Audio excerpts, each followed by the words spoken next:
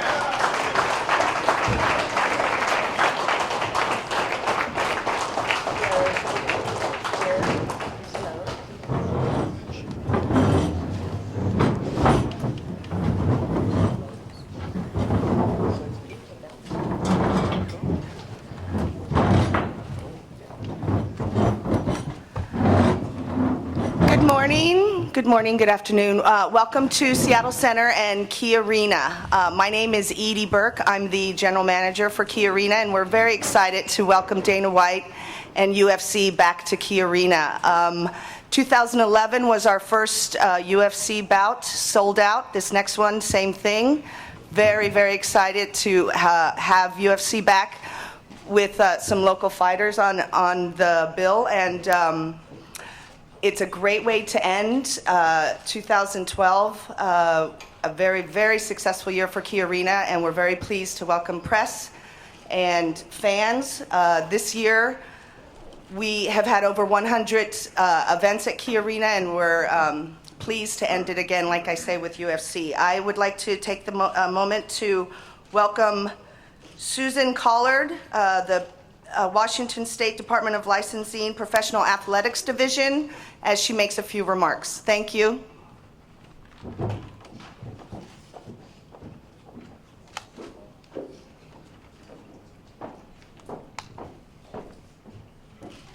Good afternoon. My name is Susan Collard. I'm the administrator over the Professional Athletics Program here in the state of Washington. And it is my great honor and pleasure to introduce Dana White, UFC president. And we are anxious to welcome UFC here to Seattle and martial arts. Dana's coming, I'm sure.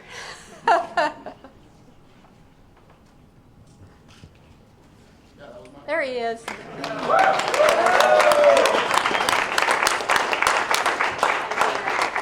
Martial arts here in the state of Washington has grown really, really popular, and we are so excited that UFC chose to come back to Seattle. The industry has recently began the regulation of amateur martial arts, so we are so excited that UFC chose to bring a big fight here to the Key Arena. And as you can imagine, the fans are pretty excited too due to the ticket sales. And so I'd just like to extend our welcome on behalf of the state of Washington. And I hope you enjoy your stay here in Seattle. Thank you. I appreciate it very much. Thank you. What's up, everybody? Good afternoon. So I just flew in literally right now when we were driving here, and I was saying to my crew with me, I have not been this excited for a fight in a long time. I really haven't.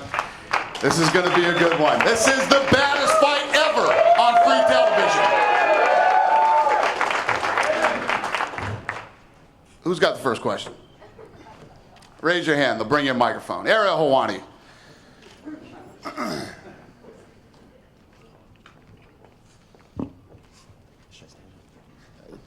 First for Dana, I noticed you brought up a belt. You usually don't bring your own belt. Is there a reason for that? Oh, you're so nosy. You're always, you know what I mean? Mind your business. Don't worry about why I have a belt. Well, I just thought the UFC title shouldn't be on the floor. You should Yeah, well, don't worry about where my belt is, okay? All right, fair enough. Do you have a real question? That is a real question. You usually don't come with a belt, so I just wanted to know. But I'm sure you'll tell us why later. I probably will. I wanted to ask Mike a question. I was talking to Matt yesterday, and he said that he sent you many moons ago when you were on The Ultimate Fighter 1 a MySpace message. He was a fan of yours, was really admiring your work on the show, and you never replied to him. Do you recall this, and why didn't you reply to him? Yeah, I never saw it, and I tweeted him last night saying that. But in the same interview, he also said that he was better than me in every area, which upset me a little bit. So I guess on Saturday we'll have to see about that. All right, and just one for BJ and Rory. I saw on bjpenn.com, which I visit frequently, that there's a bet on the table that if you win, Alchemist Management, which represents Rory, will change their name to BJ Penn Management, and if you lose, bjpenn.com Radio will change their name to Rory McDonald Radio. Is that official? I heard some talk about that. I don't know if that's what the team did. That's what they want. It's official. Are you okay with that, Rory? Yeah, I don't really know much about it, but it's fun. It's good. All right, thanks, guys.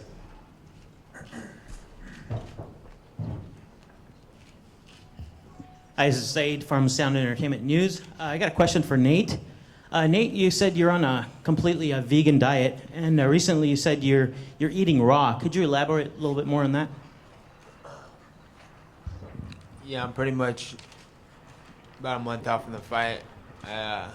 Pretty much year round, I try to eat raw food and as much as I can. There's raw food restaurants, so it's not just broccoli and lettuce. It's entrees and stuff. Look it up. Another question is, are you doing this alone, or do you have other people around you that are on the same diet? And who started you out on this? I've been vegan since I was 18 years old, and been eating raw for the last year and a half. Not full, complete raw, but as much as I can.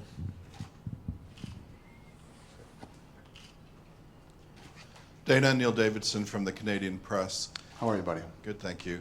Obviously, Benson is still writing his story, and Saturday night will indicate the next chapter. But given what he did in the UFC, what he's done for you, and the unbeaten streak, do you think he's got his due?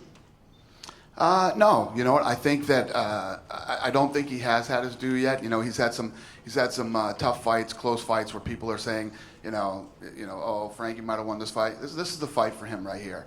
You know, Nate Diaz is mean and nasty and comes out. You know, he finishes people by knockout, by submission.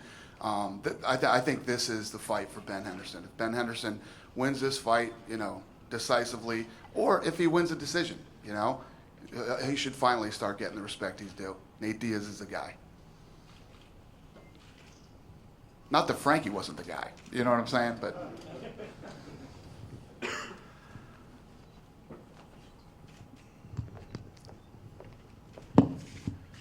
Afternoon, gentlemen. Gareth Davis from the Telegraph in London. Can I ask Rory, your attire today? Is it James Bond? Is it Skyfall? You're in the city of grunge. Is it Clark Kent? You were talking about two personalities yesterday, the man who leaves his emotions behind and the man who goes into the ring to destroy legends, or into the octagon to destroy legends. Can you tell us a little bit about your attire? Well, the way I dress doesn't really have anything to do with the way I fight, but I wanted to wear a suit today, so. And fantastic you look, I must say, and I like the umbrella as well, a nice touch. Alex Gustafsson, Alex, how important is this fight in your career against Shogun Rua, and do you believe that if you win on Saturday night, it advances your cause to fight John Jones? It's the most important fight in my career, and by far the toughest guy. When I win this fight, I will be up in the mix and I'll be ready for the champ, if it's Chael or Jones.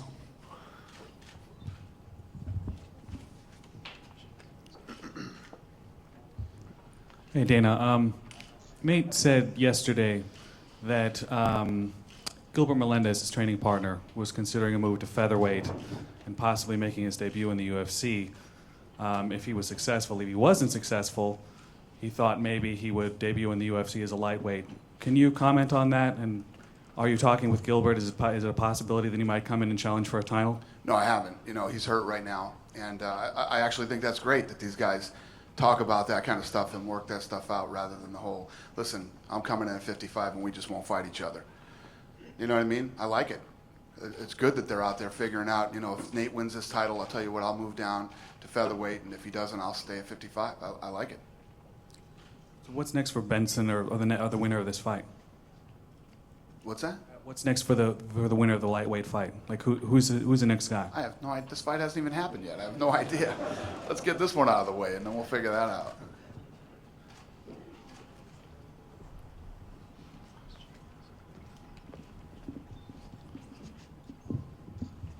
Question for Dana, then one for Benson. Dana, it would be hard to think of a fight you could make with two more different personalities and two more different fighting styles. And I'm curious if that was, when you were making this fight for Fox, looking at the main card, was that a big part that you wanted two very different characters in there? I personally, I know both of these guys personally. I wouldn't say that they really have, that their personalities aren't that much different. Obviously, Nate comes off publicly, a certain way, but Nate's a good dude. He's a real good kid, and you know, I've never had any problems with Nate Diaz ever. And then you know, Ben's a great guy. I think that Ben is a little more open and you know and you know, publicly when he's in front of cameras and stuff. You know, Ben doesn't worry about that. He loves it and he's into it. But both good guys. Stylistically, yeah, I think stylistically they're totally different fighters. I think that both the Diaz brothers are completely different than everybody else stylistically. They have a style of their own that's very unique, and it wins them fights. I'm actually going to switch up and ask a question to Nate. Nate, are you sick of the bad boy image that everyone pins on you, or is just it is what it is? Yeah, I don't really, whatever. I think it just, people try to stick it with me more than I do. And then one last question for Benson. What do you see any similarities between your style and Nate's? Any places where you guys kind of come together, I guess? As far as like fighting style, yeah. We're both pretty aggressive, I'd say. He likes to come forward. I like to come forward as well. My last two fights, I wasn't able to come forward as much. My opponent, stylistically, Frankie going forward, you know, he's a very elusive fighter. So going forward against him, you gotta be smart about that. But I like to go forward. I like to be aggressive. Nate likes to go forward. He likes to be aggressive. Stylistically, fighting wise, I think we're pretty similar. We go about it in different ways. He uses a lot more of his boxing and stuff, you know, but I think stylistically we're both pretty aggressive fighters, and once we get inside the octagon, it's going to be fun. For Matt, oh, you want me to stand again? No. Okay. For Matt, can you talk about just the difference in how a fighter feels when he's on a winning streak and not really thinking about, okay, I have to win in order to stick around here, as opposed to when you're stuck in a losing streak, as you were a couple of years ago or so, and how that then translates into what you do inside the cage? Yeah, personally, I learned from my past mistakes when I lost some fights. You know, they say you learn more from your losses. I feel like I learned a lot from my losses, and I learned to take it one fight at a time and not dwell on your past mistakes and just simply fix your mistakes and move on to the next fight. Take it one day at a time. And I just want to ask Shogun a question as well. In the last few years, Gustafsson has dramatically improved. At least a lot of people think he has, and some of that comes with him, you know, training in San Diego and whatnot. Have you noticed a difference in how he's fought as of late, as opposed to when he first started in the UFC? Que ele tem treinado em San Diego e tal. Como é que se vê isso, essa mudança dele para cá? Se isso pode ter melhorado o jogo dele ou não? O fato de ter vindo para os Estados Unidos treinar aqui em San Diego. Eu acho que melhora sim, ele tendo com atletas profissionais do UFC. Na Alquipeliense tem grandes atletas que lutam no UFC também, então acho que com certeza para ele é bom isso. E automaticamente melhora o jogo dele, né? Usually when you train with guys, tough guys or professional guys, improve your game too, so it's important to be with the right people around to improve your game too. And just one last one for Alex. Yesterday, Shogun sort of smiled and hinted that he may want to pull off a submission on Saturday, which is something we don't usually expect out of him. Do you think he is being honest here, or do you think he's just trying to, you know, throw you a curveball? Shogun has been in this sport for a long time, and he has his tricks. So I'll be ready for anything tomorrow, on Saturday. Dana, question for you. How are you? Do you have a replacement yet for Forrest Griffin? No. We're probably going to move. We're going to move him to another card. Phil? Yeah. Okay. And then after the fight between Shogun and Alexander, people are saying, okay, maybe this is the person who would be next in line for a title shot. That, of course, won't be decided till April or something, right? When John and Chael fight. Yeah, after they fight. But so, yeah, do you see it that way, or you don't want to make one of these guys fight before then? It would be tough to say that. You know what I mean? Look at the fights that Shogun has had in his past, 2 or 3 fights, and this is definitely. There's no doubt about it. He is the gatekeeper right now to that title. So if Alexander can beat Shogun, he'd get the shot. Shogun wins, he gets it.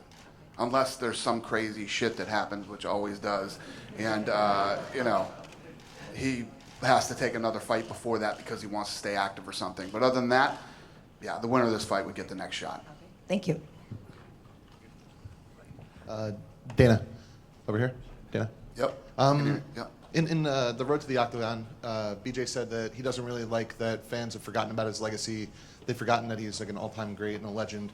Do you feel that fans have maybe forgotten about BJ Penn and the amazing BJ Penn that was the lightweight champion? And the welterweight That's champion? not really what I got out of it. Maybe I'm wrong. BJ can answer that question better than me.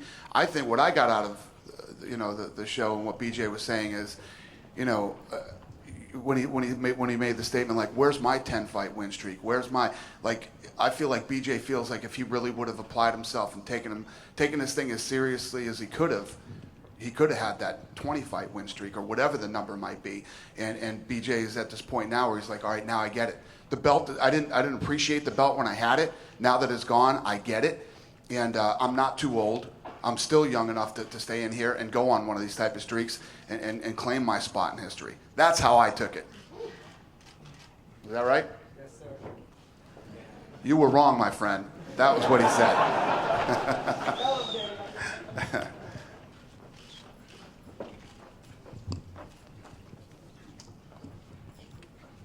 Thanks. Hi, this one's for BJ as well. There's been some research, or I don't know, maybe a few journalists that have noticed that career of a fighter, he's about 9 years. That's when they do their thing.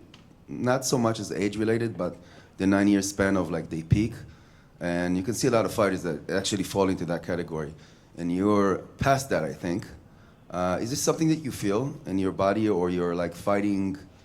I don't know how you call it, like you're fighting mojo that's kind of behind you, or how do you feel about that? No, I believe, that a human being only has so much fight in him.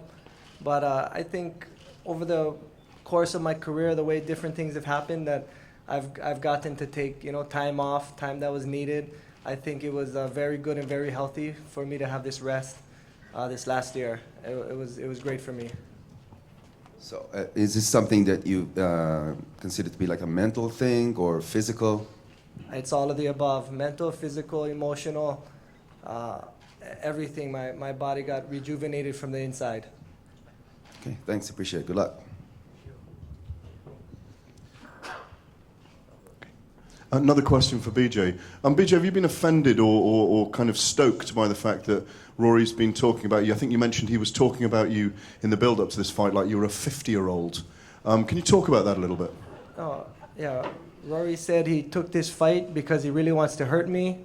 He said I'm probably going to die in the ring, and he better be ready to back up everything he said.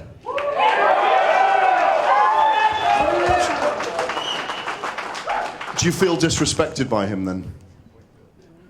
I don't know, disrespected or what, but I don't know. You want to say stuff like that, you better back it up tomorrow. I'm ready. Don't worry about that. We will see.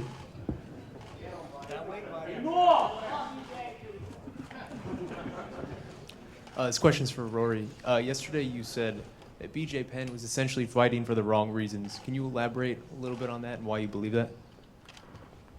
Well, how he I was asked, it was like, how I took the road to the octagon thing. He said he's fighting to get his legacy back. I don't know if it's true or not, if that's his motivation to fight or not, but if that is true, if you're fighting for someone's opinion, for a status, it's the wrong reason to fight. But his motivation might be something else altogether, so if that is his motivation, I think it's going to get him hurt. Like I said, just be ready to back it up, Rory. BJ, do you have a response about? I just made my response.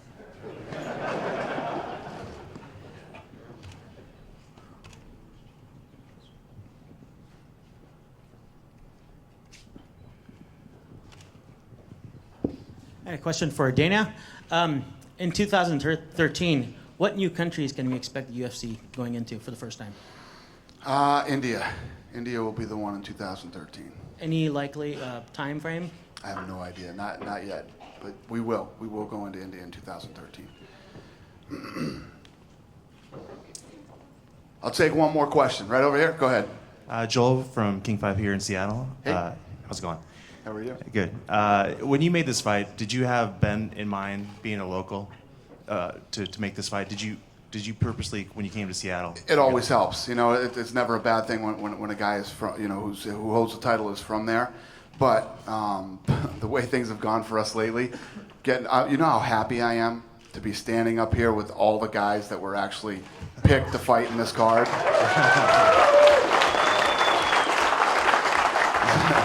It's been a while, so I'm really happy about it. You know, obviously when we made this card, not only did we love the card, the fans loved the card, Fox loved the card, everybody loved this card, and the fact that it stayed together, I'm just happy to be here, man. I want to make sure nobody falls off this fucking podium or nothing weird happens up here over the next 24 hours and this thing goes off like it's supposed to. I mean, look at everybody's in fantastic shape.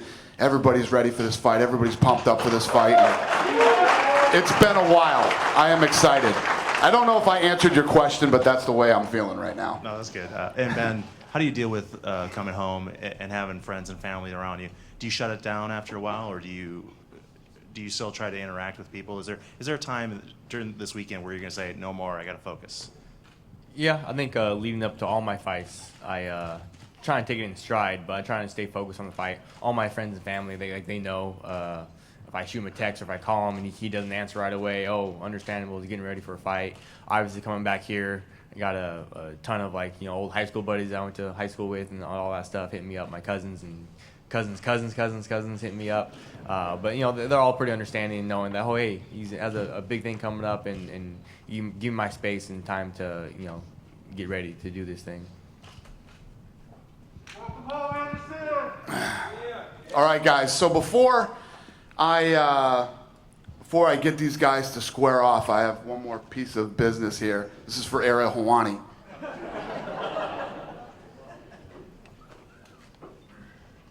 I would like to bring the champ out here.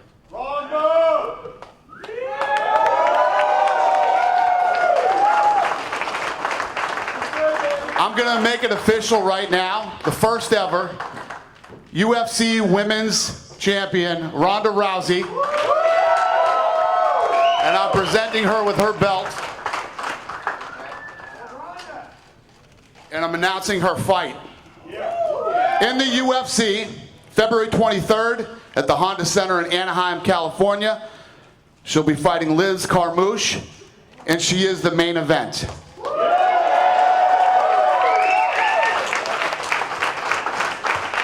have any questions? No questions? Oh, Ariel, okay. Well, I have two questions. One for Dana first. Obviously, a lot of the talk has been about the Cyborg fight. Why isn't that the first fight? I was that was obviously the fight that we wanted to make. We wanted to do that at 135 pounds, and we worked hard to make that fight. I believe that this fight will happen, and then I truly believe the next one will be the Cyborg fight.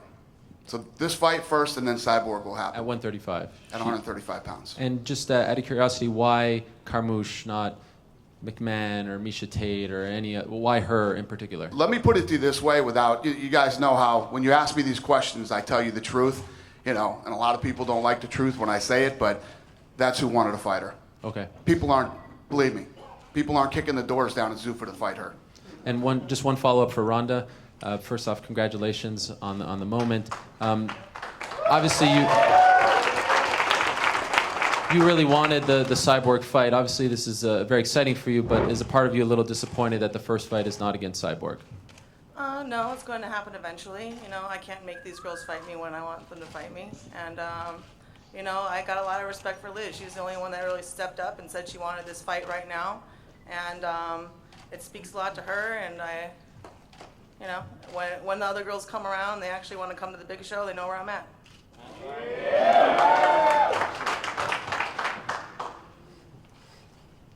Is that it? Showdown Joe. Hey, Rhonda. First things first, congratulations. Obviously, a huge step for the world of women's mixed martial arts. Dana and I have gone back and forth about women's MMA for years, so it's kind of nice seeing a woman up there with a UFC belt. Can you It's heavy. Can I put it down? can you talk about what this means now that you are like this is officially the face of women's MMA, and what this means for all the ladies out there that want to aspire to be champions like yourself? You know what? It's funny. Like, I never get nervous for stuff like that. I didn't even know about this till this morning. So I don't know, man. I don't even know what to make of it.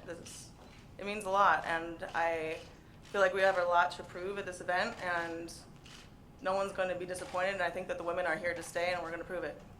That's right. All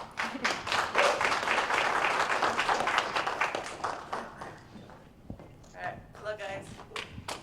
Oh, I had a question for Rhonda. wait. I just wanted to ask Rhonda, what did you make of Cyborg's announcement that she could make 135 after so long of saying she couldn't make 135? I wasn't the least bit surprised. I know she can make 135, and so does she.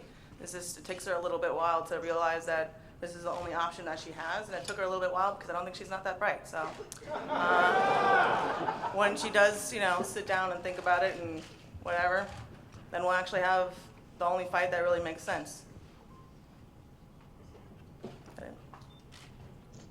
Cool. All right. Well, thank you guys.